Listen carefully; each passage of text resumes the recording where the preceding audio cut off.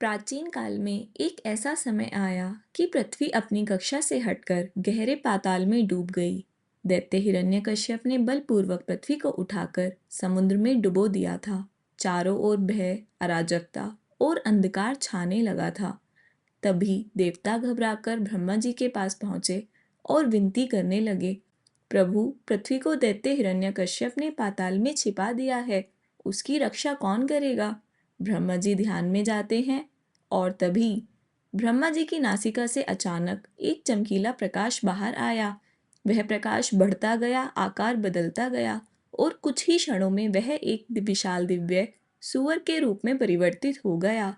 यही थे भगवान विष्णु का तीसरा अवतार, वराह अवतार। वराह भगवान ने ऐसी गूंज भरी गर्जना की कि तीनों लोग कांप उठे। देवताओं ने हाथ जोड़कर नमन किया, जय वराह भगवान। वराह भगवान तेज गति से सागर की ओर उतरते हैं और उसके अथाह जल को तीरते हुए पाताल लोक की गहराई में पहुंच जाते हैं, जहां पर हिरण्यकश्यप ने पृथ्वी छिपाई थी। उधर दैत्य हिरण्यकश्यप अपनी शक्ति पर गर्व कर रहा था।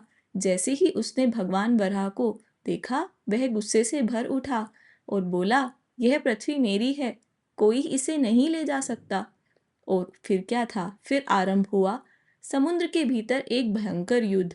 गदा, शक्ति और दिव्य अस्त्रों की टक्कर से जल थरथराने लगा। देवता ऊपर खड़े होकर युद्ध को देख रहे थे। अंततः भगवान वराह ने अपने दांतों और गदा के प्रहार से दैत्य हिरण्यकश्यप का संहार कर दिया। ब्रह्मांड पर फिर से धर्म की विजय हुई। महायुद्ध के बाद भगवान वराह ने पृथ्वी को अपने दांतों पर उठाया। जल और अंधकार के बीच चमकती वह पृथ्वी मानो पुनर्जन्म ले रही थी।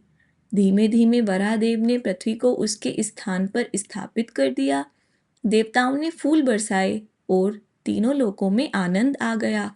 भगवान ने कहा, जब जब पृथ्वी पर संकट आएगा, मैं उसकी रक्षा हेतु अवतार लेता रहूंगा। इतना कहकर भगवान वराह अपने दिव्य लोक को लौट गए। संदेश, जब भी अधर्म बढ़ता है, भगवान किसी न किसी रूप में रक्षा के लिए अवश्य आते हैं।